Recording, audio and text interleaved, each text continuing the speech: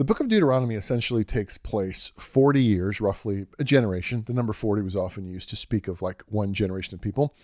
And Moses and the second generation, the children of those who first left Egypt, are standing at the edge of the promised land, right where we left off at the end of Numbers. They're ready to go in under the leadership of Joshua. And Moses is now addressing the people one last time before he dies. The first generation, all those from originally the book of Exodus, they've passed on. And this is now a second generation, plus Joshua and Caleb, the only two who trusted God. So the thing about Deuteronomy to understand is it's actually very unique. It's different from the other four books in its writing style and its place, how it's put together. In many ways, it stands as sort of an interlude between two stories. Genesis through Numbers, creation, call of Abraham, call of the nation, the Exodus, moving in the promised land. Then you move into the establishment of them in the land, the taking Joshua, judge, all things. Deuteronomy is right in the middle. And so Numbers is the very beginning of like the next generation's life, the very end of it. And now you have this new group of people. Joshua through Kings will be the nation's beginning until the end as they knew it. We'll cover that next few weeks. But right in the middle, we have Deuteronomy. Really in a sense, you could actually say the entire book of Deuteronomy, which is a big book, only covers like a week of their lives, but it makes a huge point. And it's such an important book for us to understand. We'll spend a little time talking about it, but we'll also spend some time talking about the law in general in this video. It stands apart. Deuteronomy isn't written in the same sort of narrative story way as the other books. It's composed of 4 speeches which Moses gives the second generation. Here at this intersection of a new beginning, Moses speaks to his people's children to prepare them, hoping that they live differently. Now, the name Deuteronomy actually tells us a little bit about what this book is. Now, Deuteronomy is actually kind of a mistranslation from the Greek, which says that this is a copy of the law. The word copy of the law was translated as second law. Deuter means second, nomi, law. So Deuteronomy means second law. It really means a repeating of it. It's a repetition. It's taking everything that was told to the parents, now saying it again to the children in a more compact way. The reason it was later called this is because, again, they saw it as a recap, a repetition of many of the things you've already seen in Exodus through Leviticus. It's Moses reaffirming, summing up everything, and making the next generation promise to be faithful, unlike their parents. Now, there's a lot of questions about Deuteronomy. Some people have postulated that, as you'll see if you keep reading in the book of 2 Kings, one of the last great kings, Josiah, finds a copy of the law in the temple and calls back to faithfulness. Some people believe that maybe Deuteronomy was put together at that point. Others say, no, this is definitely something that was written by Joshua. Obviously it wasn't all written by Moses because Moses dies in it. But at the end of the day, we're not really sure. We know it was considered part of the Mosaic law. It's in many ways, Deuteronomy is sort of the good summary. Deuteronomy stands as sort of like a standalone document that summarizes and makes clear the whole thing. So in understanding that, I want to talk about the structure of Deuteronomy. And I've walked through the different books, but Deuteronomy's structure is actually very specific. Deuteronomy is written as what you would call a covenant-making document. Similar to other ancient Near Eastern documents, like the second millennial Hittite vassal treaties that were known. And there's a big word for you, a suzerainty treaty covenant. So what is a suzerainty treaty covenant? Here's what this is. Oftentimes, a king or a ruler would agree to form what would be called like a lord or vassal relationship with another group of people. And in these kinds of relationships, one person with power or resources, a stronger person, would offer to care for or protect a weaker group in exchange for support, loyalty, whatever. The contract they would often create looked very similar to Deuteronomy. So imagine there are places you keep reading the Old Testament where Israel needs help from a foreign invader, so they reach out to Egypt. They might form a suzerainty treaty covenant with Egypt and say, we'll give you a certain amount of money, we'll be your vassals, we'll be subjects to you, please come and protect us. They'd form a treaty. Deuteronomy looks like that. And so when you break it down, you can actually see it's broken down the way that contracts in the ancient world would be broken down. So I'm going to walk through that and we're going to show you how this works. First, the opening of Deuteronomy, chapter 1, the first 5 verses, are a preamble. They announce the treaty and those who are involved. Moses speaking for God, to Israel on the 40th year. Here's who's involved. And then starting in verse 6 through chapter 4, you have what I would call a historical prologue. What is that? That's a big word. What I mean by that is, if we're going to write a contract, an agreement here, we're going to talk about who's involved, who are the parties involved, why are we here? What brought us here? So these 3.5 chapters review the history of the relationship. Moses briefly recounts where they've been, what brought them to this place. They arrived at this location, sent out spies, rebellion and unfaithfulness, all the stuff we saw. None of your parents, including myself, Moses, get to enter. You should not do the same thing. Instead, you should heed the Lord and obey. The reason we are at this moment is because God made an offer. You didn't trust. You missed out on it. That's why we're here. So here is the agreement that God wants to offer you guys. He offered it to your parents, basically blew it. I'm offering it to you. Here are the general stipulations. So chapters 5 through 11 give the big ideas. Overview of the agreement, summarized in what we call the 10 Commandments. And really highlight the first two, especially what we call the Shema, the command to love God and serve no others. So the Shema is a Hebrew word that means hear or pay attention. Hear, O Israel, the Lord our God, the Lord is one. Have no other gods under me. So at the center of the stipulations, this contract that God is making with his people. First, I alone am God, and I want your utmost and total allegiance. Here, the word love means something like loyalty or commitment. It's the drive of the book, being faithful and trusting God and God alone, no other gods. Moses is reaffirming and warning the next generation to not keep making the same mistakes, but to trust God, obey him completely in order to find blessing and success. The primary statement of the Shema, hear, O Israel, the idea of love is about God will have your utmost. God is king. He's the one you're loyal to. You are going to choose today to tie yourself to him, to be faithful to him in this new land. This was all about not giving into their old way of life, trusting God, saying, whatever you want, God, we're in this. We're not going to worship the way we used to. We're going to depart from all our ways of Egypt. We're going to stop going back to idolatry. We're going to treat you as holy and do things the way that you want them. And whatever you say to do, we're going to do. That's the Shema. That's hear, O Israel, Lord our God is one. Love the Lord your God with heart, soul, and strength. And when we go into the new land, we're going to stay focused. We're going to trust you. And, they would face this in the new land and need to choose. And so it calls them to drive out the other nations, not out of anger or revenge, but again, like cutting out cancer before it starts. It isn't because of Israel's righteousness, by the way. It's not because you guys are so good. It's actually God saying the wickedness of those people and desire to make Israel righteous. So you're going to drive these people out. Here's the stipulation. All this wickedness that's there now, you got to get it out of there. You got to get it out of the house before you move in. And he reminds them of their failures of the past, including the golden calf, and saying, don't repeat the unfaithfulness of your parents. Fear and love the Lord. Obey him. Love and fear are connected to loyalty and obedience. So for these chapters, you're getting kind of the big ideas, the main high-level stipulations, which is what you'd have in a normal treaty covenant. And then, like any treaty covenant, after the main big ideas, you'd start to break it down into more specifics. So starting in chapter 12 through chapter 26, you get specific stipulations. Goes from high-level laws, if you're getting married, you start with nobody else, right? Here's the ring, one other person. That's like the big thing. But then as you get into life, you get more detailed. And where are we going to, take the kids to school? How many kids do you want? Where do we want to live? You get more specific. You start with the important thing, faithfulness, fidelity, till death do us part, and then you get into specifics. So these 14 chapters now get into more of the detailed laws outlining life in the covenant, especially making more sense of the final 8, which deal more with our relationships with each other. We're committed. Good. Now let's talk about how we'll communicate, raise our kids, handle money. Who's going to take out the trash? That's the way it's working. So the contract is going from high level to now specific. That's the first 4 parts. The 5th part, starting in chapter 27, is what you would call a deposition. Whenever they would have a treaty covenant in the ancient world, the treaty covenant would be written down probably in stone or something and then put out somewhere for people to see. So the reason we know this, by the way, is because they were often written in clay or stone, and those things have their tendency to survive. So we have ancient treaty covenants that were displayed and put for people to see, to remind everyone, hey, don't forget, you swore loyalty to this person in exchange for this. We made an agreement. We made a deal.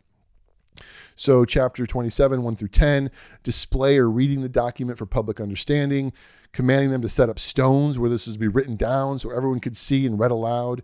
Write this, on your, write this, carry this around, teach your children, put it on your doorpost. Like you have made an agreement with God. Here's what he's asked for. And remember it. Remember that you've made this. Remember what you promised. Okay. Remember what got you here. Remember why you're here. Remember the promise that you made. Write it down so everyone can see it. And then, as with any ancient treaty, there had to be witnesses. Somebody that's saying, I saw this. I saw these two groups swearing this. I attest that, yes, they both made the agreement. It's binding. Chapter 32, Moses is the witness. Moses is the one that say, I'm standing here today as a witness that you all have made an agreement with God. You all said yes, and I heard you. You swore it today. I am the witness. Okay? So you've broken this down. Then you get to part 7, which I would just call blessings and curses. Chapters 27, 12 to 26, chapter 28, blessings and curses. This is where things are a little dicey and where I want to sort of slow down, pause a little bit, and talk about the law more. Now, blessings and cursings have a weird history, partly because of translation, partly because we're not quite sure always. To bless someone is to speak well of them or to want good for them. To curse them is the opposite. The thing about blessings and cursings is, obviously blessings are good things, curses are bad. Sometimes blessings and cursings can be things that are forced upon you. Other times, blessings and curses can simply be outcomes or responses. If you do this, this is going to happen. But the thing to make sense here is God is saying this. We're going to make an agreement, okay? This is an agreement. You're asking something from me that I want to give you. Just like the Israelites later would go to Egypt and say, hey, protect us from the Assyrian army. God is saying, I want to protect you. I want to give you a good land. I want to make you a great and multiple nation. I want you to be blessed. I want you to have goodness. I want you to have wealth. I want you to be the greatest nation on earth. I have good things for you. If you follow me and do what I want, you'll get them. If you don't, it won't go well for you, which was very common in all ancient treaties. Whenever two people make an agreement, they'd be like, if you follow the treaty, I'll do what I said I did. If you don't, if you break the treaty, if you promise to do this and I give it, there's going to be problems here. That's what's happening. God is saying, if you don't, you're going to lose the land. I'm going to take it all away from you. I am going to take it away from you. And this is a huge aspect of understanding Deuteronomy. I want to take a moment and sort of zoom in, not so much on Deuteronomy specifically, but the law in general. When we talk about blessings and curses, why is God doing this? What's happening with all of this? What is the purpose of the law?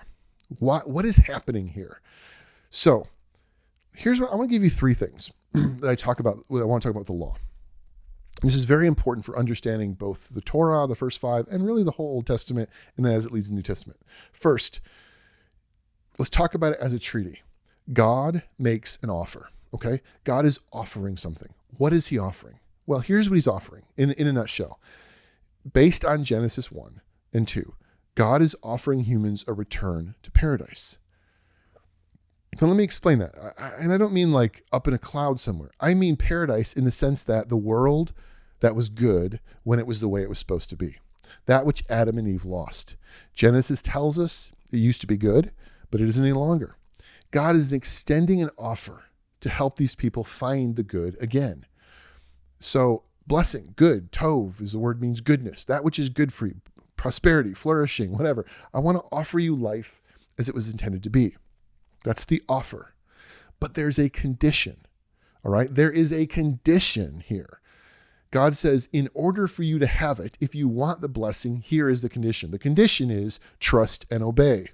Unlike Adam and Eve lost the garden. They lost the goodness because they did not trust me. They chose their own way rather than my way. So, chapter 28, 1 through 2, I'll put it up here on the screen. If you fully obey the Lord your God and follow all his commands. If you got your Bible, circle the word if you do this, condition, I give you today, then the Lord your God will set you high above other nations. All these blessings will come on you and accompany you if you obey the Lord your God. The condition was that they would trust him and do what he said. Now, you might hear that and you might say to yourself, is this just God dangling a carrot on a stick, right? Was it like, I'll give you something good if you don't, but if not, I'm going to whack you with a club. Well, here, let's break this down.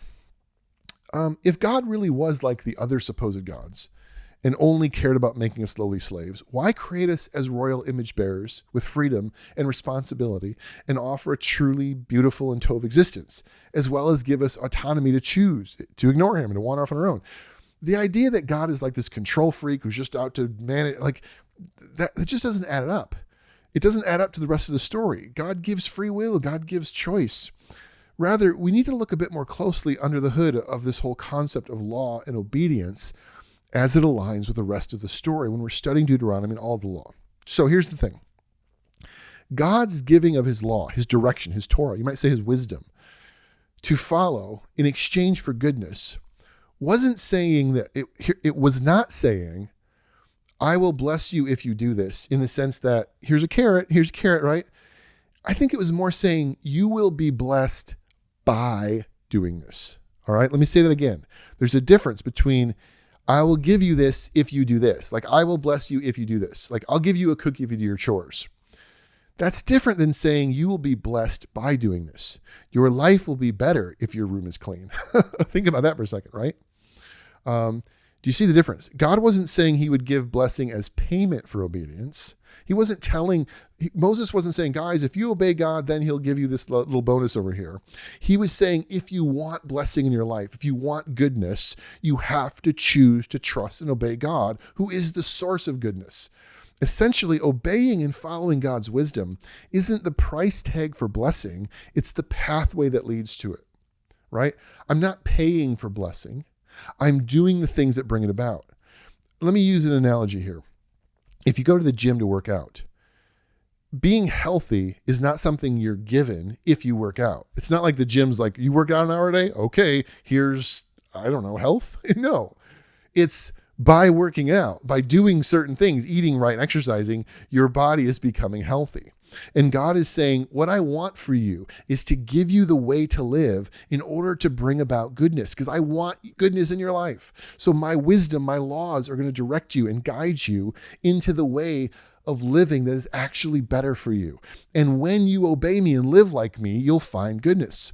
The reason they lost it was they doubted that God was good. They didn't want his wisdom. They wanted their own. So if that was the problem, turning to God, righting the ship is the solution, coming back and obeying him and doing what he calls. Deuteronomy is offering the people the way back home to the life they were made for, a life of blessing, right? True, real life, rather than continuing on the path they were on, one headed towards curses and less life.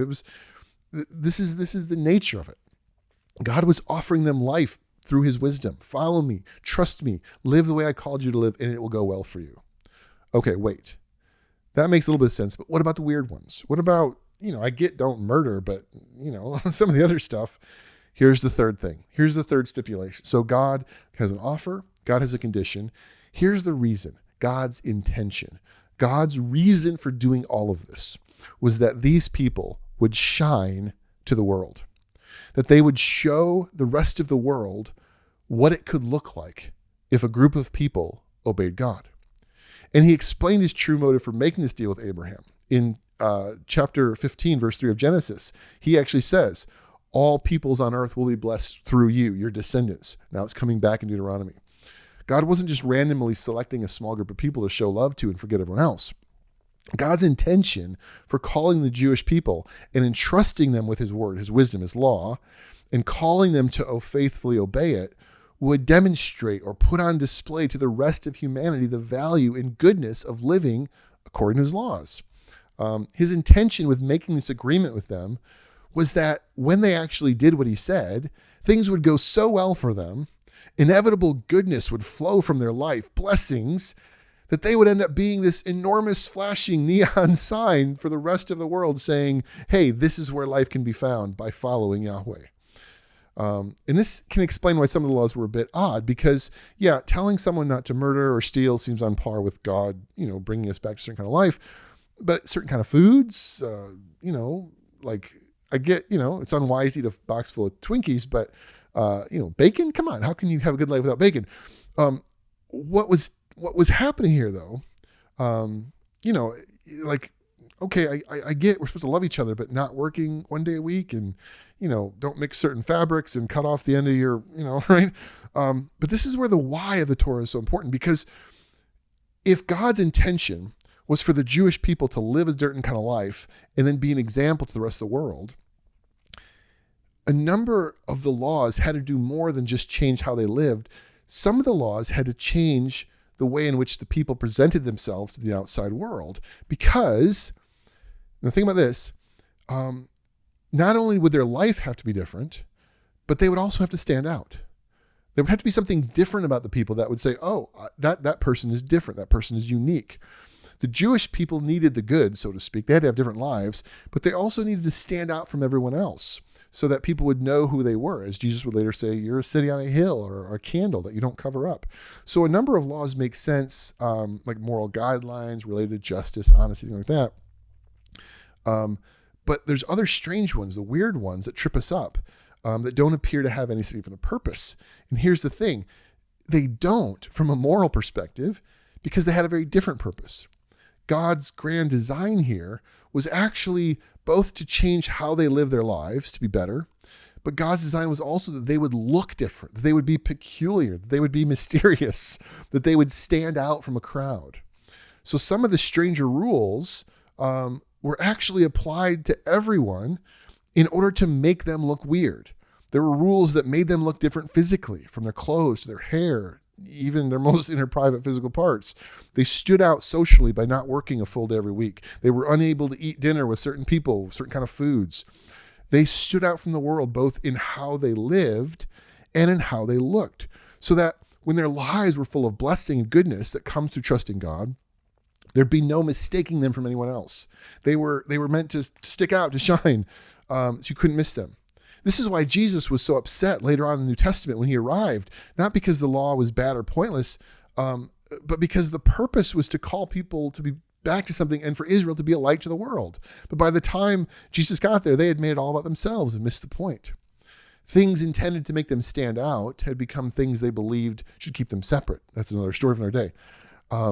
So if the purpose of the law was, one, to make them live differently, but then two, to also stand out, you then step back and say this big question. What does all of this mean for us today? I'll kind of end this video with that. My whole discussion on the Torah kind of wraps up here. Old Testament law, what does it mean for us? Okay, here's what I would say. First of all, this was a contract, an agreement, a covenant is the word it's often used. Testamentum is sometimes the word used in Latin. A treaty, a contract. That contract was made between God and the Jewish people. However, that contract was redone and reformulated when the new King Jesus came. He even said, I'm bringing a new contract, a new covenant. And so we call the two halves of our Bible, the Old Testamentum, the Old Covenant, and the newer one, the second one, New Testament. According to the scriptures, there's a new contract in place, which is why, again, we call it the New Testament. Under the new agreement, Jesus' new community would no longer stand out by how they cut their hair, what food they eat, but by their total and complete loyalty and devotion to him, his teaching, his mission. So in some ways, as a new covenant person, we don't read anything in the Torah as what you would call kind of binding. It's not law to us. It's not a contract that you and I made.